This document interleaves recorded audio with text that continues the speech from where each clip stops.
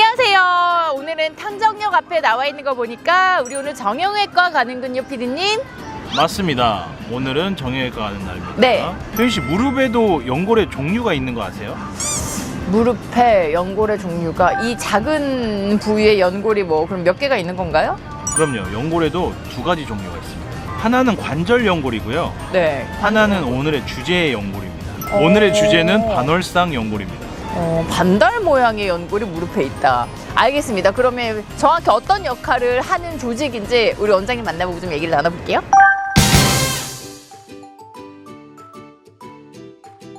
안녕하세요. 네, 안녕하세요. 네, 반갑습니다.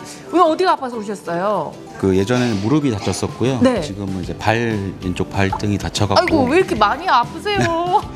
그러면 저희가 사실 오늘 주제가 무릎 관련한 건데 네네. 무릎이 안 좋으셨으면 혹시 반월상 연골이라고 들어보셨어요?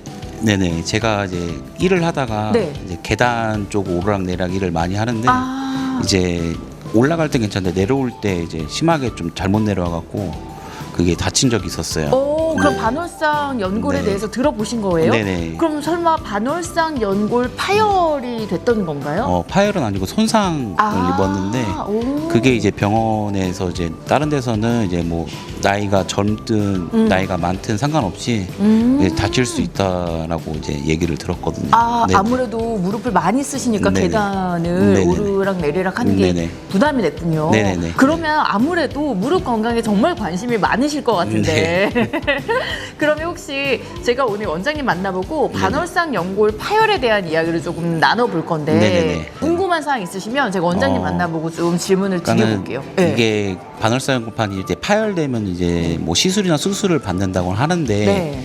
이제 저도 이제 그런 거를 권유를 받았었는데 좀 두려워서 제가 약물 치료만 했었거든요. 네, 수술 뭔가 무섭죠. 네, 이제 제가 이제 일을 이제 뭐 정수기 쪽 이런 설치 이런 AS를 하다 보니까 그런 일을 못 하게 될까봐 이제 혹시 수술 후나 시술 후에 이제 그런 것들이 영향이 없는지 좀 그런 것들이 많이 궁금하더라고요. 네, 그럼 제가 이 부분에 대해서 원장님 네네. 만나보고 네네. 정확한 대답을 좀 들어보고 네. 오겠습니다. 네. 무릎 건강 잘하시고 또 발 치료도 잘 받고 가세요. 네. 감사합니다. 네, 감사합니다. 네. 무릎 관련한 오해들이 참 많은 것 같아요. 뭐가 진실인지 좀 원장님 만나보고 얘기 나눠보도록 하겠습니다. 원장님 안녕하세요.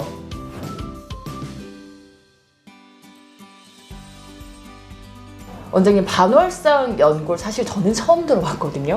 어떤 역할을 하는 조직인가요? 이 반월상 연골은 우리 무릎뼈 사이에 끼어 있는 이 반달 모양의 고무 쿠션이라고 보시면 되겠습니다. 이 고무 쿠션은 이제 가만히 서 있거나 아니면 걸을 때 위에서 쏟아지는 체중을 좀 분산시켜주는 역할을 하기도 하고요. 뛸 때 발생하는 충격을 흡수해주는 역할을 하기도 합니다. 이 반월상 연골이 우리 몸에 없으면 이 넙다리뼈랑 정강이뼈가 직접 부딪히게 되고 이러면서 여기를 감싸고 있는 골 연골이 닳고 염증을 생길 수 있게 하기 때문에 이 반달 모양의 연골인 반월상 연골은 매우 중요한 조직이라고 볼 수 있습니다. 근데 이제 그 부분이 파열이 되면서 무릎 통증을 느끼는 거잖아요. 네. 파열은 왜 생기는 거예요? 이 파열의 원인은 보통 두 가지로 나누는데요. 네. 첫 번째 원인은 이제 농구나 축구 같은 구기 종목이라든지 등산처럼 이 몸을 많이 쓰는 동작에서 생기는 이 외상성 회전 손상이라고 보시면 되겠습니다. 하체는 땅에 가만히 고정되어 있는데 상체가 좀 움직이면서 이 무릎에 뒤틀리는 손상이 발생하게 되고 이러면서 무릎 사이에 있는 쿠션이 갈리는 듯한 이런 손상을 받게 됩니다. 외상성 회전 손상이라고 표현하고요. 두 번째는 이제 나이가 들면서 이 무릎 쿠션 자체가 푸석푸석해지고 그러면서 쉽게 닳게 되는 퇴행성 변화로 보시면 되겠습니다. 이렇게 파열이 되면 보통 증상은 어때요? 반월상 연골에서는 중요한 증상이 두 가지가 있습니다. 첫 번째는 이 찢어진 연골 조각이 이 관절 사이에 딱 끼어버리면서 무릎이 구부러지지도 않고 펴지지도 않는 증상, 이거를 일명 잠김 현상, 락킹 현상이라고 표현하고요. 두 번째는 이제 계단을 내려가거나 걸을 때 갑자기 힘이 스르르 풀리는 듯한 느낌, 이거를 불안정성 또는 기빙에이라고 표현하는데 이 락킹 현상과 기빙에이 증상, 잠김 현상하고 불안정 증상 이 두 가지를 반월상 연골 파열에서 가져오는 특징적인 증상이라고 보고요. 이 증상들이 있다면 연골 파열을 강하게 의심해 볼 수 있겠습니다. 그러면 MRI 검사를 좀 꼭 해봐야 된다 이런 경우는 어떤 경우가 될까요? 엑스레이를 찍고 특별한 이상이 없다고 판단이 되면 일단 먹는 약도 드셔보시고 보호대를 차거나 물리치료를 하면서 조금 경과를 보셔도 되는데요. 네. 이후에도 계속적으로 통증이 좀 있거나 무릎이 많이 붓는다든지 이런 힘 빠진 증상이나 잠김 증상 같은 게 지속된다면 이거는 연골 파열이 있는지 확인을 해봐야 되고요. 파열이 있다면 그 위치나 모양은 어떤지 확인을 해봐야 되기 때문에 MRI를 통해서 연골을 확인해 봐야 되겠습니다. 그럼 그렇게 MRI 검사를 했는데 파열이 된 거예요. 찢어진 게 발견이 됐으면 꼭 수술까지 가야 되는 건가요? 이게 환자분들이 가장 많이 궁금해하시는 부분 그쵸. 중에 하나인데요. 결론적으로 말씀드리면 무조건 수술을 해야 되는 건 아닙니다. 이 반월상 연골이 파열됐다고 하더라도요. 연골 파열이 워낙 작거나 아니면 체중 부하를 하지 않는 이 바깥쪽의 미세한 손상들은 수술적 치료 없이 경과 관찰을 해볼 수 있고요. 특히 통증이 심하지 않은 중장년층의 퇴행성 파열에서는 먹는 약이나 물리치료나 주사치료 등의 보존적 치료로도 큰 효과를 볼 수 있습니다. 근데 이런 치료로 효과를 보지 못한다거나 아니면 파열 크기가 크거나 여러 가지 꼭 수술해야 되는 경우에서는 수술적 치료를 권유하고 있고요. 네. 이 수술은 연골을 절제하는 절제술과 연골을 꿰매는 봉합술 이렇게 두 가지로 나누어 볼 수 있겠습니다. 그렇게 해서 둘 중에 하나 이제 수술을 했어요. 그 후에 또 중요한 게 바로 재활 치료잖아요. 네, 수술 후에 기능 회복의 수치를 100으로 따지자면요.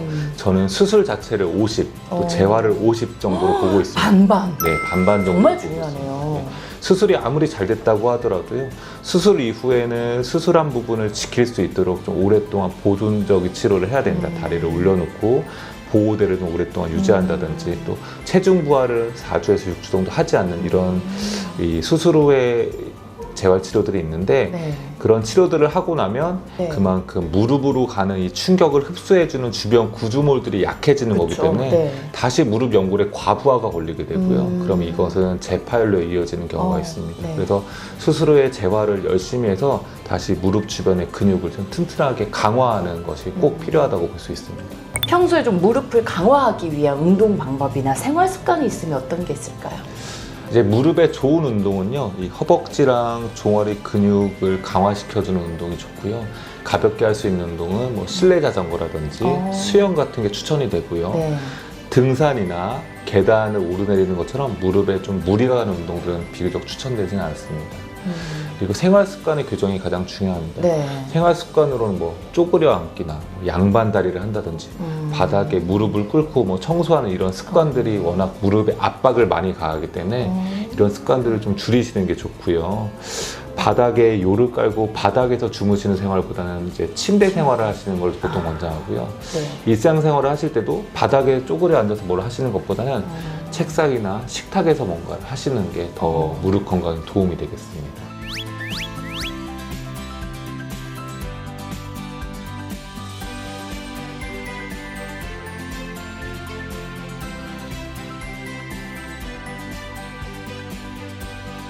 네, 오늘도 이렇게 시청자 여러분들의 무릎 건강에 플러스가 되는 정보들 전해드렸습니다. 라이프 플러스 고맙습니다. 고맙습니다.